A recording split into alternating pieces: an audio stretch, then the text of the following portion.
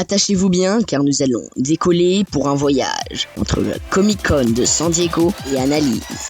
Direction la phase 4 du MCU.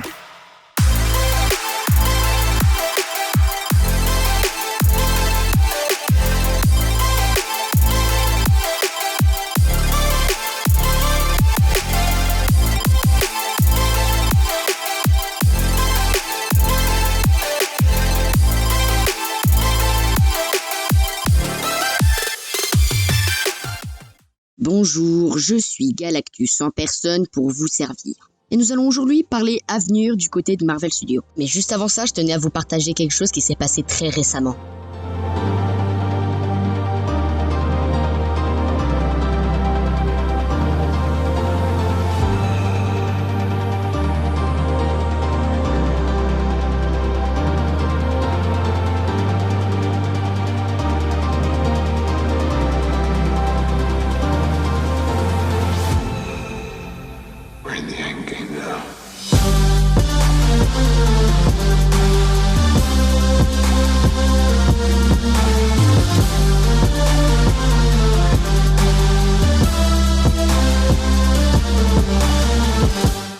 Bon, ça y est, c'est fait, Endgame passe premier du box-office mondial.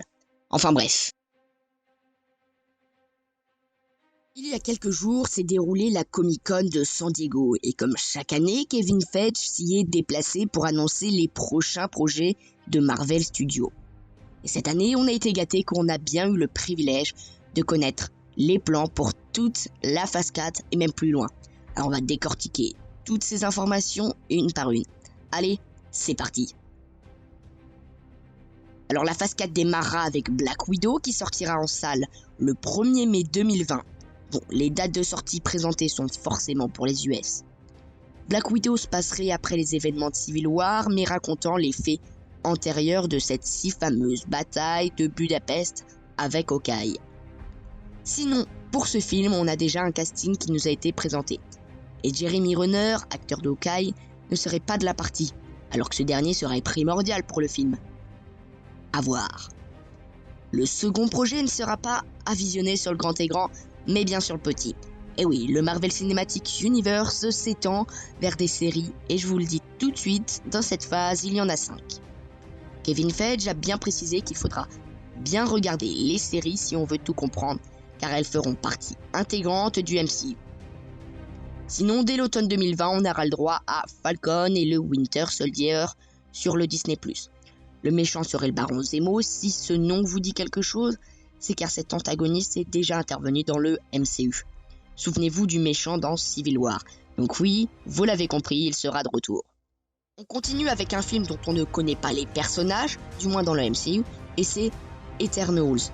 Ça sort le 6 novembre 2020 et ça est réalisé par Chloé Zhao. Tout le casting des héros a été annoncé, donc voici le cast et leur rôle. Angelina Jolie sera Théna, Richard Madden interprétera Ikaris, Lauren Ridloff jouera Makkari, Salma Hayek dans la peau de Ajak, Brienne Thierry Henry dans le personnage de Phastos, Laia McHugh sera Sprite et Only Forgotten One. Nous ne connaissons juste pas le rôle de Kumail Nanjiani qui est pourtant dans le casting. Quatrième projet de cette phase et on ne connaît toujours pas les personnages dans le MCU, que de nouvelles introductions de perso dis donc. Enfin bref, il s'agit de Shang-Chi et la légende des 10 anneaux. Cela sort le 12 février 2021 et c'est réalisé par Daniel Cretton. Simu Liu tiendra le rôle principal et sera accompagné de Awkwafina et Tony Leung. Des premières théories sont déjà proposées comme un antagoniste qui serait le mandarin. Un vrai cette fois-ci, pas comme dans Iron Man 3. Ce qui laisse penser cela, ce sont les 10 anneaux qui nous font faire le rapprochement avec les 10 anneaux McLuhan du mandarin. Notamment que cette légende est chinoise, tout comme le héros de Shang-Chi. Coïncidence ? Je ne pense pas. On revient sur une série qui sortira au printemps 2021, c'est Wanda et Vision. Il y aura évidemment en tête d'affiche Elizabeth Olsen et Paul Bettany, mais également Teyonah Parris, qui jouera Monica Rambeau plus âgée. Oui, c'est la fille de la copine de Carol Danvers, mais qui a grandi. Intéressant. Une des grandes questions que l'on peut se poser simplement sur le retour de Vision. Eh bien, je pense qu'il ne reviendra pas tel que l'on connaissait, car il n'y a plus de pierre de l'esprit pour que Vision puisse se matérialiser dans un corps. Je pense plutôt que ce dernier fera son apparition sous forme d'intelligence artificielle et d'hologramme. Il se trouve que ce serait possible d'avoir des technologies aussi poussées vu ce qui se passe à ce niveau dans Spider-Man Far From Home. Il ne faudra pas oublier que l'on sera quelques années plus tard et que la technologie aura sûrement encore avancé. Dites-moi si vous êtes d'accord. 5e projet, c'est Doctor Strange 2. De vrai nom Doctor Strange and the Multiverse of Madness, cela sort le 7 mai 2020 et c'est réalisé par Scott Derrickson, déjà présent sur le premier opus. On retrouve toujours sans surprise Benedict Cumberbatch en Doctor Strange, mais il sera accompagné de Elizabeth Olsen en Scarlet Witch. À suivre de très près, moi je dis. Sinon, avec ce multivers sombre, le méchant sera Nightmare, le roi du multivers des rêves. Son nom traduit veut littéralement dire cauchemar, donc ça promet du lourd pour notre Doctor Strange national.